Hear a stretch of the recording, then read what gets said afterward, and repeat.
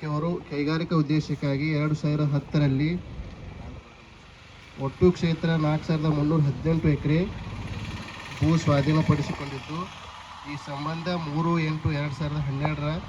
ಕರ್ನಾಟಕ ರಾಜ್ಯ ಪತ್ರದ ವಿಶೇಷ ಪತ್ರಿಕೆ ಭಾಗ ಸಂಖ್ಯೆ 619ರಲ್ಲಿ ಪ್ರಕಟಿಸಲಾಗಿರುವ ವಿಜಯಪುರ ಜಿಲ್ಲೆ ಕೋಲಾರ ತಾಲೂಕಿನ ಮುಳವಾಡ ಗ್ರಾಮದ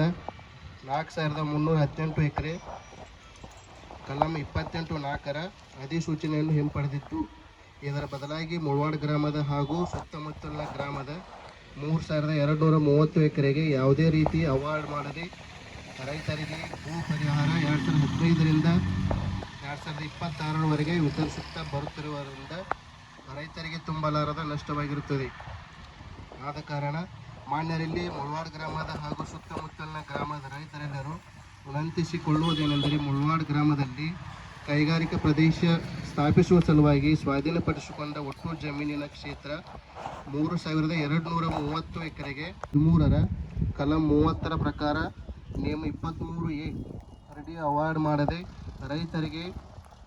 ಪರಿಹಾರ ವಿತರಿಸಬೇಕು ಮತ್ತು ಜಮೀನುಗಳಿಗೆ ಭೂ ಪರಿಹಾರವನ್ನು ಒಂದೇ ಕಂತಿನಲ್ಲಿ ಪರಿಹಾರ ವಿತರಿಸುತ್ತಾ ಬಂದಿದ್ದು ರೈತರಿಗೆ ದೊಡ್ಡ ಮಟ್ಟದ ಮೋಸವಾಗಿರುತ್ತದೆ. ಹಾಗೂ ರೈತರ ಪಹಣಿ RTC ಪತ್ರಿಕೆಯಲ್ಲಿ ಸಂಪೂರ್ಣ ಪರಿಹಾರ ಕೊಡದೆ ರೈತರ ಹೆಸರು